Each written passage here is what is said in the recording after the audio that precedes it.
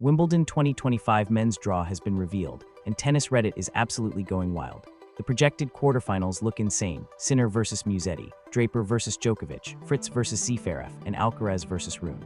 But here's the thing everyone's talking about. These projections are just the top 8 seeds. Reality, half these guys probably won't even make it. Today we're breaking down why this draw is absolutely brutal, which projected quarterfinalists are frauds, and the chaos merchants who could blow everything up. What makes this fascinating is the contrast between paper and reality. On paper, you have Sinner and Alcaraz on opposite sides, setting up a potential final rematch of their epic French Open battle, but the devil is in the details.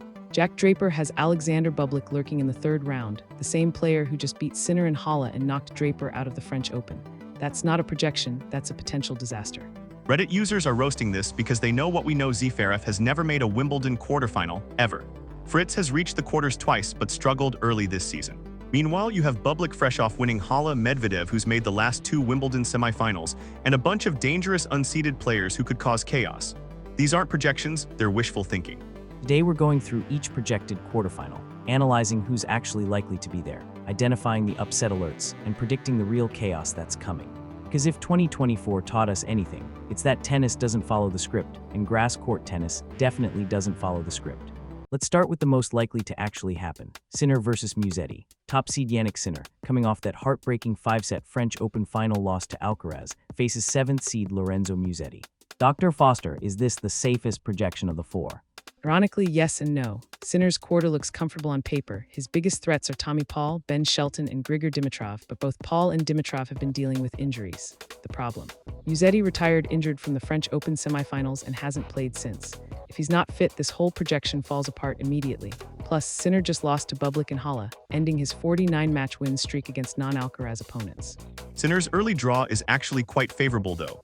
He opens against fellow Italian Luca Nardi, and unless Denis Shapovalov has a renaissance, Sinner should cruise to at least the 4th round. The question is whether his confidence took a hit from that Halle loss and the French Open heartbreak. Sometimes losing when you're on top of the world can mess with your head more than losing when you're struggling. Now let's talk about the quarterfinal that has Reddit absolutely losing its mind: Draper versus Djokovic. 4th seed Jack Draper against 6th seed Novak Djokovic. Marcus, why are people calling this a nightmare draw for Draper? Because it's brutal from day one. Draper opens against Sebastian Baez, could face Marin Cilic in round 2, then Alexander Bublik in round 3. That's the same Bublik who destroyed him at the French Open and just won Halle. If Draper somehow survives that gauntlet, he gets Djokovic, who's made the final in every Wimbledon since 2017. One Reddit user joked, Draper seeing this draw probably makes him want to withdraw immediately.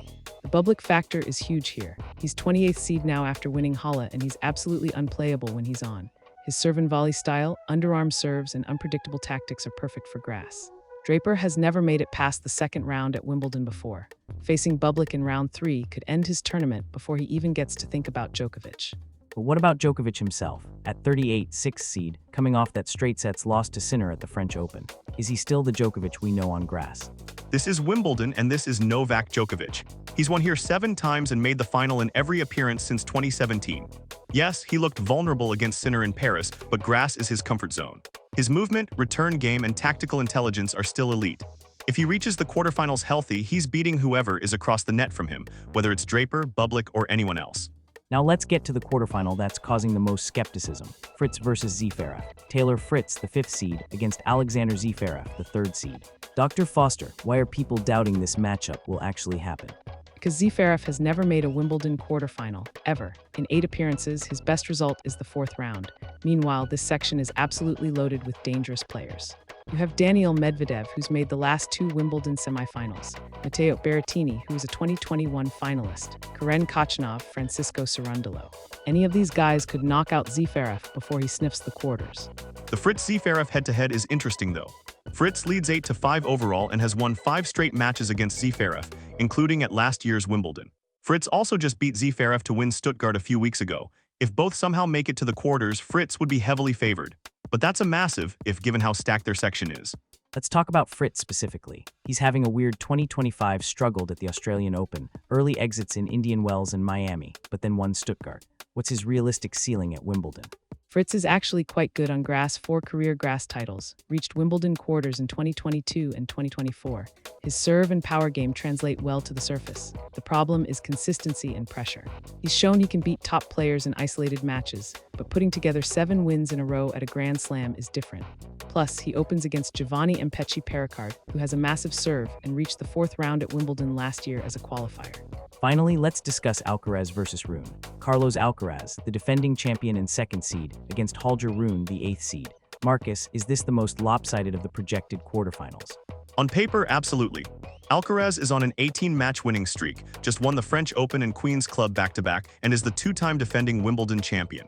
Rune has never made a Wimbledon quarterfinal and is ranked 8th mainly due to points he's defending rather than current form. The bigger question is whether Rune even makes it that far. Alcaraz's draw is remarkably favorable. His biggest early threats are Felix Auger-Aliassime and potentially Jiří Lehecka. Compare that to what Sinner faces with potential Djokovic semifinal, or what the Fritz Zverev winner faces with a semifinal against whoever survives that bloodbath. Alcaraz has a clear path to the final, which makes sense given his form and status as defending champion. Let's talk about the chaos merchants, the unseeded or lower-seeded players who could completely blow up these projections. Dr. Foster, who are the biggest upset threats lurking in this draw? Alexander Bublik is the obvious 128th seed, fresh off beating Sinner and winning Halle, drawn to face Draper in round 3. Then you have Daniil Medvedev, who's only 9th seed but made the last 2 Wimbledon semifinals. Matteo Berrettini is unseeded but was a 2021 finalist here. These aren't dark horses, they're proven grass court performers who got tough draws due to injury-affected rankings. Don't sleep on some of the younger Americans either. Ben Shelton has a big serve and reached the US Open semifinals. Alex Michelsen and Brandon Nakashima are dangerous on grass. Plus, you have wildcards like Joe Fonseca, who's been impressive this year. The beauty of grass is that one bad day, one tiebreak, one rain delay can change everything. Let's get to predictions. If we're being realistic about who actually makes the quarterfinals, not just following the seedings, what do we think the real final 8 looks like?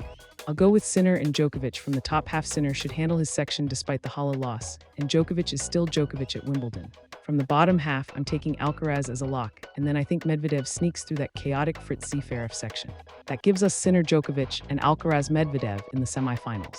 I'm more bullish on the chaos. I think Bublik beats Draper and then takes out Djokovic in a 5-set classic. Fritz makes it through his section because his grass court record is underrated. That gives us Sinner Bublik and Alcaraz Fritz, which would be absolute entertainment. Sometimes the tennis gods demand chaos, and this draw feels ripe for it.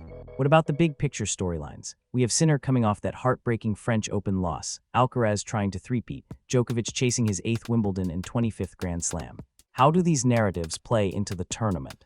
The Sinner-Alcaraz dynamic is fascinating.